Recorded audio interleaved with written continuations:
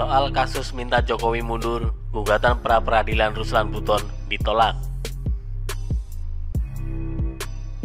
Dikutip dari indonesiainsight.id, Hakim Tunggal Pengadilan Negeri Jakarta Selatan menolak gugatan pra-peradilan Ruslan Buton, tersangka kasus dugaan tindak pidana ujaran kebencian, meminta Presiden mundur. Mengadili: 1. Menolak permohonan pra-peradilan pemohon seluruhnya. 2. Membebankan kepada pemohon biaya perkara. Kata Hakim Tunggal Pra-Peradilan Pengadilan Negeri Jakarta Selatan, Haryadi, Kamis 25 Juni 2020. Sidang tersebut berlangsung secara tatap muka dan dihadiri oleh kuasa hukum termohon serta pihak termohon, dalam hal ini Direktorat Cyber Polri. Hakim menyatakan, dengan ditolaknya gugatan termohon, maka hakim tidak perlu mempertimbangkan petitum yang diajukan pemohon, yakni soal penetapan tersangka yang dinyatakan tidak sah. Ditolaknya pra-peradilan Ruslan Buton menyatakan bahwa penetapan status tersangka dinyatakan sah secara hukum. Hal ini dibuktikan dengan bukti-bukti yang diberikan termohon selama persidangan seperti bukti surat T2C hingga T17, yakni semua tahapan dalam penyelidikan yang dilakukan penyidik Polri sebelum menetapkan status tersangka.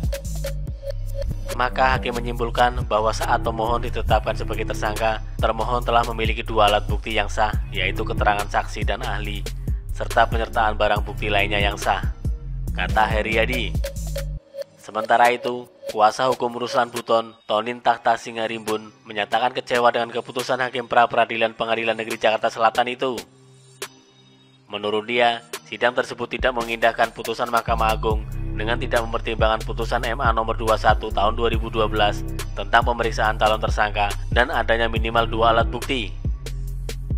Hakim tutup mata untuk itu dengan alasan macam-macam tadi. Itu artinya hukum tidak diakui di pengadilan. Jujur saja, kami sebagai pengacara sangat kecewa dengan putusan ini, kata Tony. Ruslan Buton ditangkap oleh tim Bareskrim Polri bersama Polda Sulawesi Tenggara dan Polres Buton di Jalan Poros, Pasar Wajo Wasuba, Dusun Lacupea, Desa Waluba, Kecamatan Waluba, Kabupaten Buton, Sulawesi Tenggara pada Kamis 28 Mei 2020.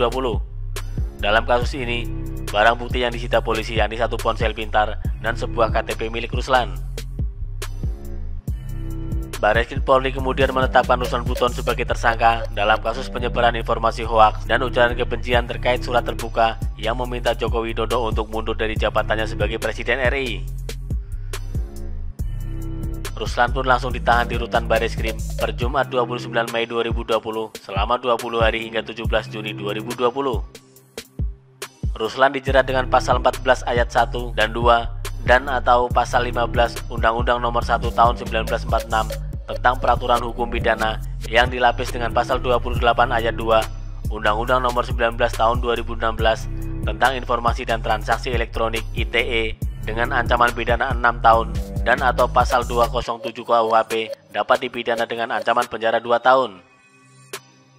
Ruslan mengkritisi kepemimpinan Jokowi. Menurut Ruslan, solusi terbaik untuk menyelamatkan bangsa Indonesia adalah bila Jokowi rela mundur dari jabatannya sebagai presiden.